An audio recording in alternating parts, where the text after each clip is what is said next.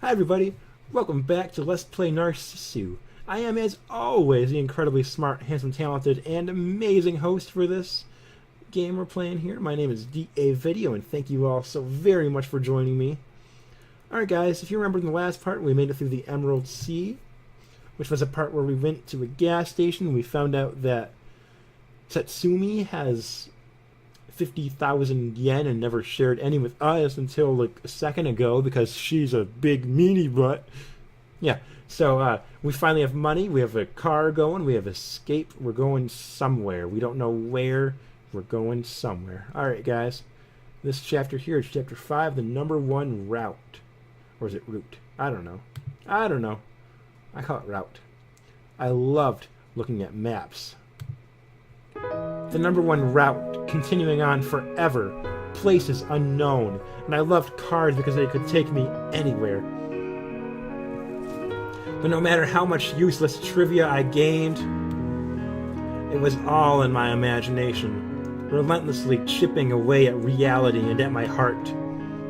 I had a swimsuit, I had maps, but I had no future.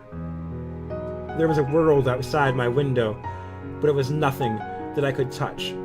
You know guys, I was depressed growing up. I mentioned it before in one of my DA vlogs, probably several of them, but this statement right here, the world outside my window but there's nothing I could touch, reminds me so much of those days. It makes me so happy to be past those days because, yeah.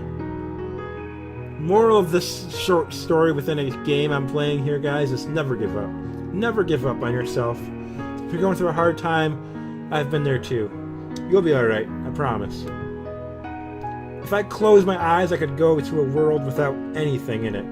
But it wasn't as if the real world would disappear for me. I knew all of this. My lifelong companion, scars were telling me to get used to this world of closed eyes. And yet, I was still filled with the what-ifs and dreamed of wild possibilities, but eventually, the yearning never progressed past yearning. The bikini swimsuit, the Emerald Sea, my huge scars told me that I should give up on them already. Never give up. Hey, we can see her clearly. Look at that. But I spent most of my life in the hospital amidst a world of closed eyes. It was so sad to only be able to choose between the 7th floor and home. No other options given. However, it was sadder still that I couldn't think of any other places anyway. But I've lived on for 22 years like this.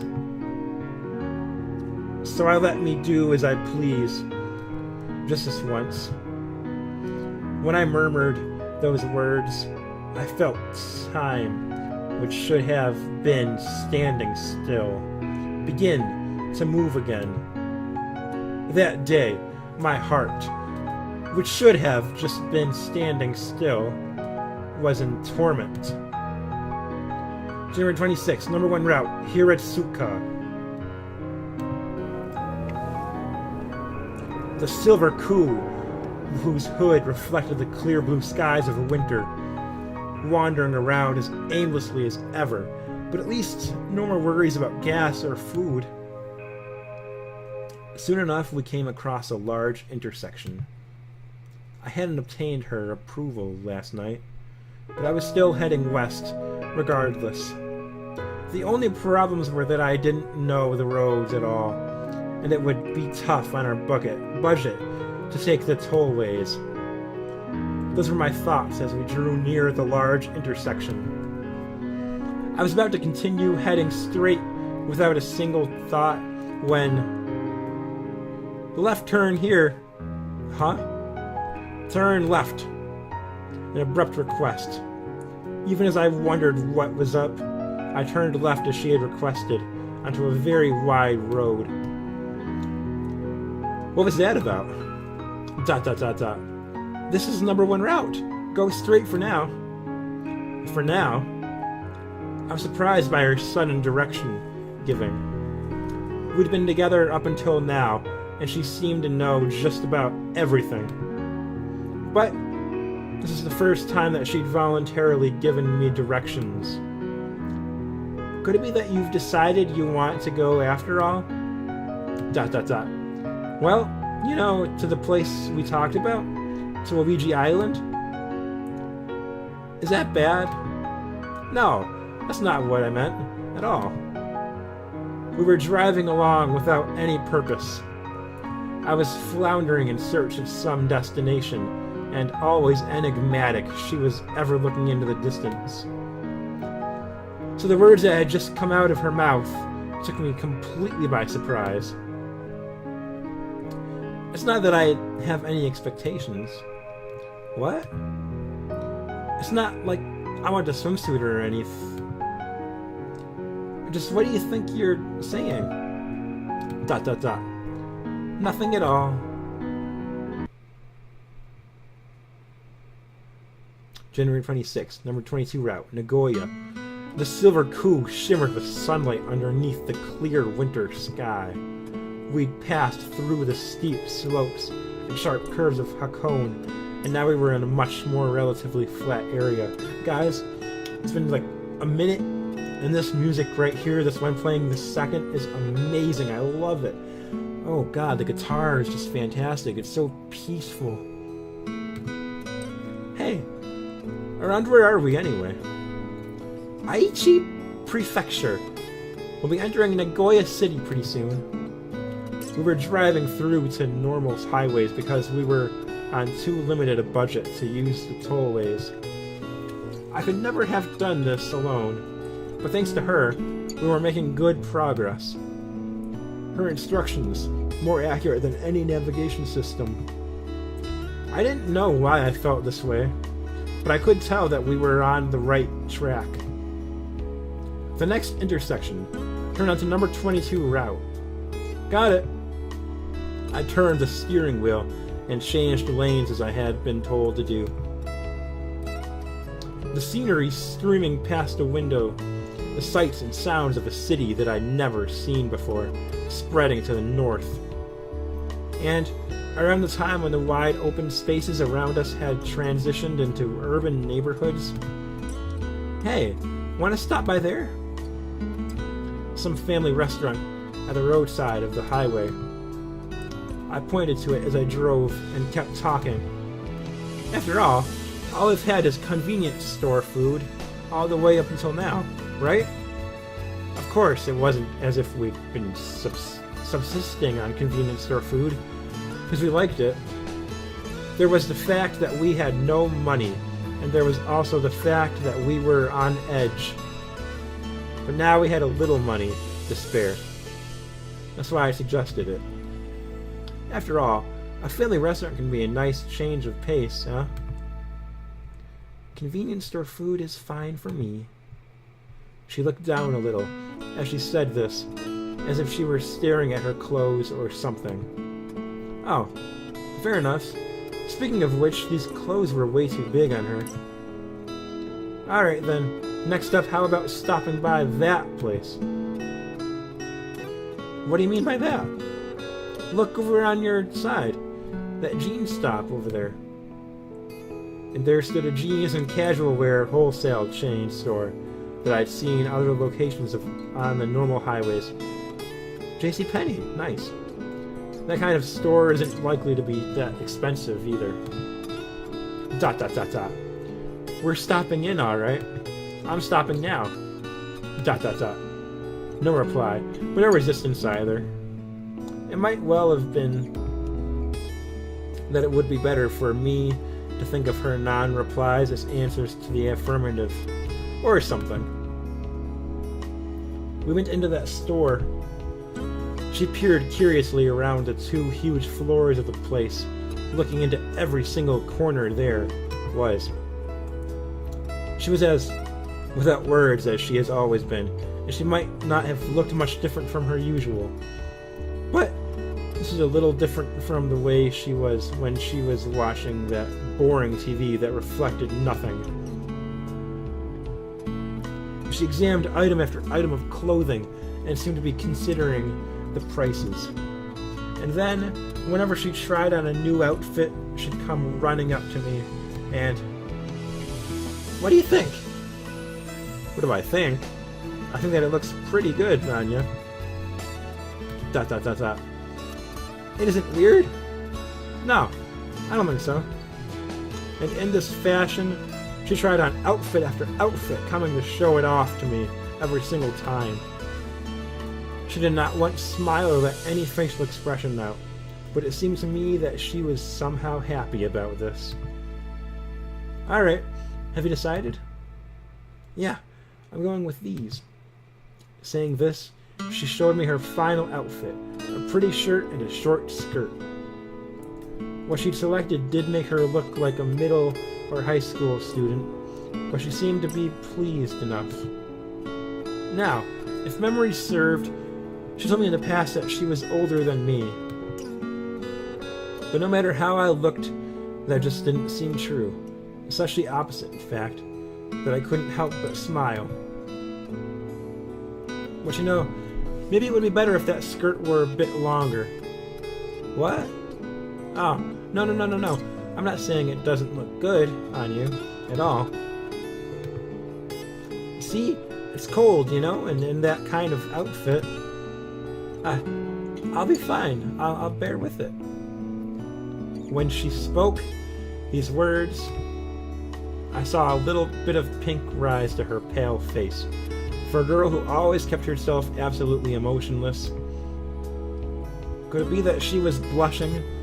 No, that's impossible. Girls don't blush. We all know that. The first expression of emotion I'd ever seen from her. Back on the road again.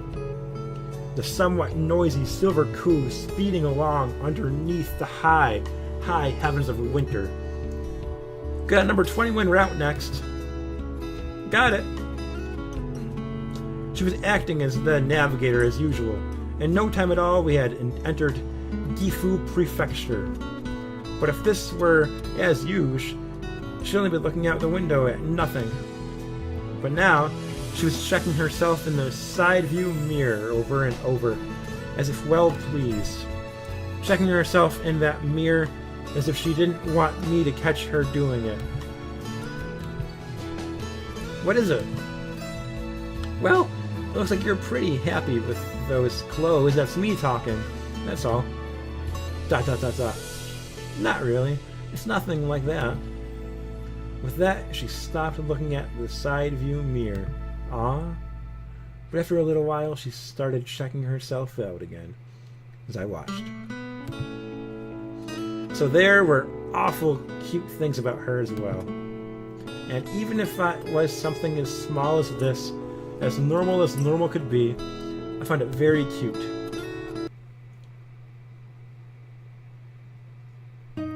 Around when the sun had darkened into night, some roadside somewhere, around when we'd finished our dinner, convenience store again.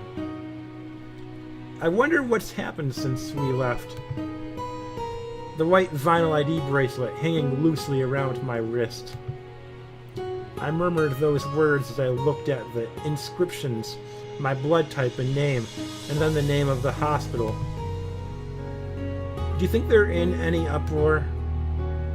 Probably. Yeah. Parents, friends, and the doctors. And even if it were only a paper-thin display on their part, I was still a little sorry to think that they might have worried. My bad. Father. Everyone.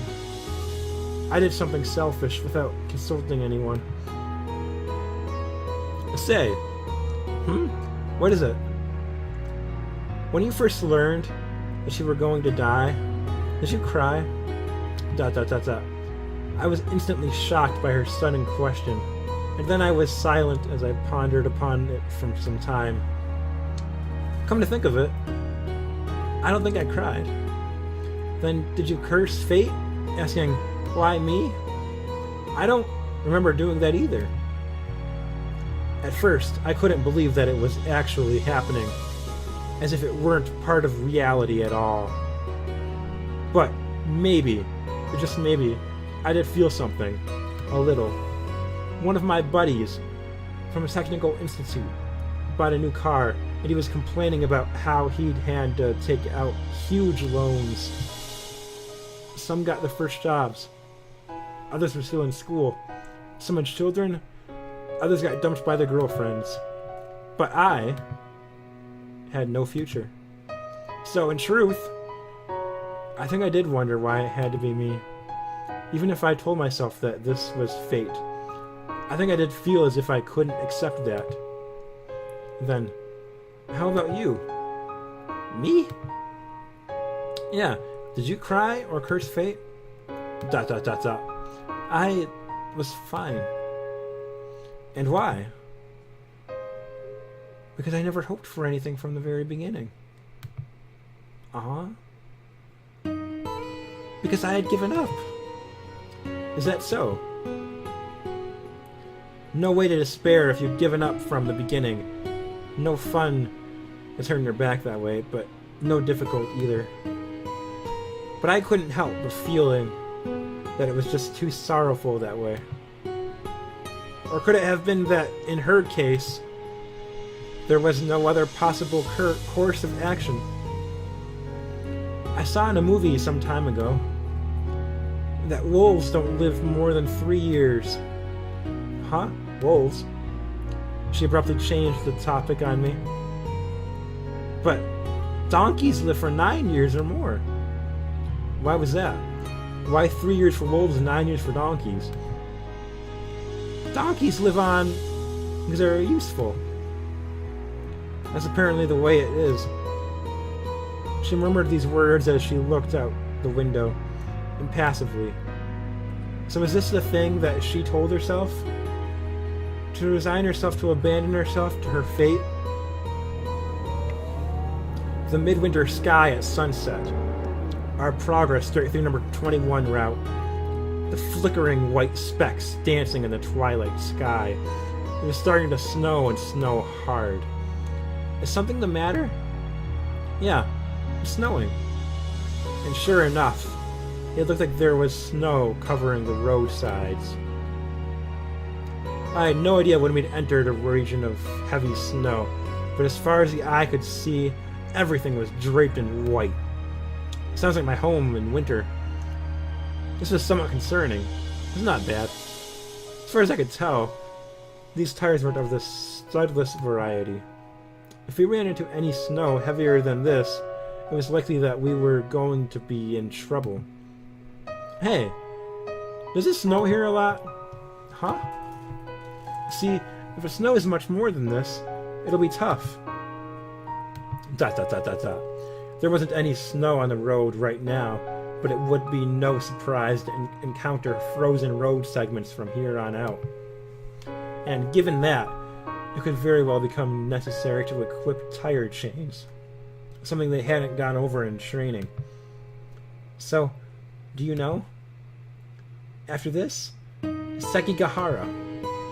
Well, yeah, you told me that earlier, but what I want to know is if it snows a lot here. I don't know, she answered, somehow desolate. And it made me feel that there was something incongruous here.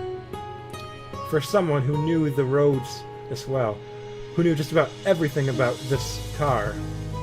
Something like that should have been child's play. Very well, I'll just drive carefully. Okay. Let it snow, let it snow, let it snow. A beach. We had gotten off the car and were looking at a lake. A chilly wind kicked up, scattering a powdered snow across the lake's frozen surface. And in its midst, she slowly began walking toward that beach, as if it were the ocean itself. This is a spectacle I had seen before. So what do you think? Are you asking me whether I think you would die without much pain if you walked and did? Yeah, I get the feeling that it might be easier here than in the ocean. I have no idea what your basis for that is. Well, seawater is salty, and your body floats more easily. Quite a deductive ability you have there. Under the cold north wind and the falling snow, we argued jokingly, seriously. Who knew about our one end point. And after a while, she began walking towards the lake once more. So, you aren't going to stop me after all? You don't have any intention to die today, do you? No, I guess not. Guys, let me just say, I love this song. I have no clue what they're saying at all, but I like it. Maybe I should learn Japanese, huh? How much farther was it until this Ouija Island of which we'd spoken? It wasn't as if I particularly wanted to go there, but I didn't have any problem with going there either. But though we'd wandered about without a purpose up until now, the seeds of a final destination were being born in us. The girl, who had halted her progress toward the water, even without my having to stop her. Most likely, that was the way it was for her, too. Journey 27th. Pause if you want to read it, I had no time. Get back at number 1 from here. Got it. From number 8 back to number 1. Under the guidance of her navigation, we were now heading towards Kusatsu. Are we still okay on money? Yeah, we still have 30,000 yen or so. After we'd hit that clothing store, we'd only spent money on convenience store food. Why? What's up? Then do you want to get on the tollway? No. The tollway? Why can't we get there through the normal highways? Well, yes, we certainly can, up until the very end. Then why pay for it? But for the final stretch, we have to get onto the tollway for a while. I see. So that's how you get to Ouija Island. Ah, I guess you have to pay for it.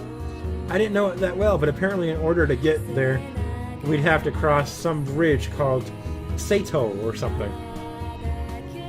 And how do you get to an island if you don't go across a bridge? Come on, man, you know that. Then get on the bypass from Kusatsu. Got it. Under her direction, I went from the Seda interchange to the Meishin Expressway. Compared to all the roads we've been on so far, it was obvious that this was what a real expressway was. No traffic lights. A beautiful perspective. Seemed pretty simple to even a beginner like me. But as I got onto the rightmost lane, I could hear a terrific sound behind me. At first, I had no concept of a passing lane or anything, but as I got used to it, the expressway was almost fun. I love driving on the highway. I love driving in general, though. It was a pretty incredible car.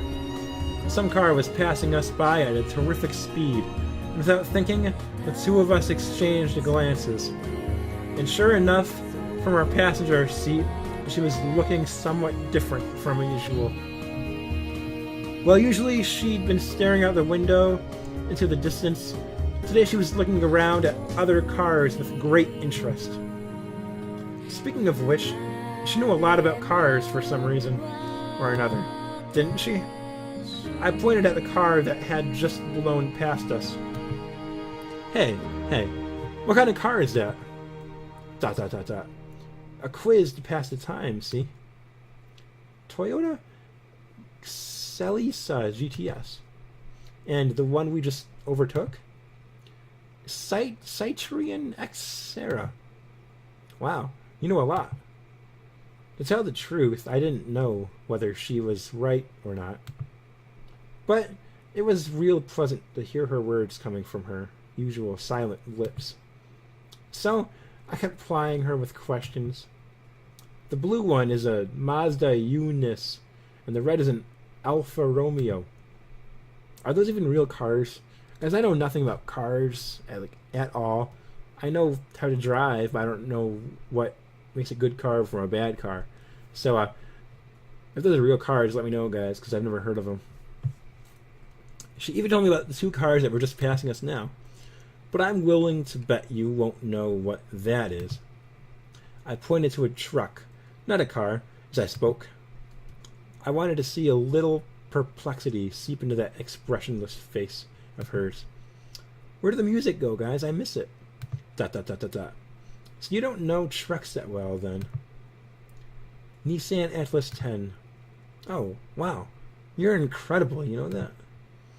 I'd been planning on teasing her, but instead she'd gone straight over my head. Isn't that level of knowledge something to be proud about? Really? Yeah, I think you could toot your own horn about it. ... She had no words in response. I felt like she was blushing a little. So, she left cars after all. Then, when we get there, want to try driving? What? But I don't have a license. It'll be fine. Driving along the beach will be fun. Don't you think? If we went all the way to Ouija Island, then there would be lots of places without any people. And this car had a stick shift, so I thought she might have fun driving it. If you want, I'll teach you. ... Although, to be honest, I'm a complete beginner myself. Okay. So is she going to drive? We're going to find out in the next part, guys. Thank you so much for watching. I hope you're enjoying this series as much as I am. It's a fantastic little visual novel book, and I love reading it. I just love reading, guys. I mean, I'm getting kind of tired of just reading. I want some action. I want some gameplay. But I love this story, guys, and that's what's important in a game, is this story. Either way, guys, this will do it for me right now. We just finished a chapter. I don't know how many chapters there are in Narcissu, but I feel like we're coming close to the end. I don't know if that's true or not. I couldn't begin to tell you. But this is the feeling I got right now. Either way, guys, this is DAVideo, and I am now signing on out of here. Thanks for stopping by, guys. Bye! Hi there. My name is DAVideo. I wonder what's on YouTube.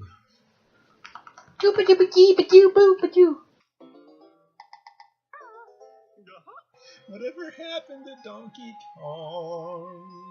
Where are the turtles? It's Sunday, Sunday, gotta get down on Sunday. I see everything. Hey, it's me. I'm just a pretty little girl with blonde braids. I'm a handsome fella. Say hello, there I go. No, guys, I really hope that the choir here is like, you know, the really fun high school choir where people would hang out and sing songs instead of doing math work. But I have a feeling that in this place, the choir is going to suck. And that's not even to mention how smart I am. See, I have glasses, and I love the Cardinals. And so that makes me a genius, like, obviously.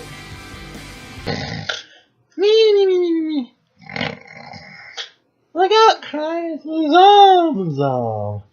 You are the best. Thank you all so much for all your support and everything that you guys have done for me. I love each and every one of you. Alright, you guys take care. Goodbye, guys.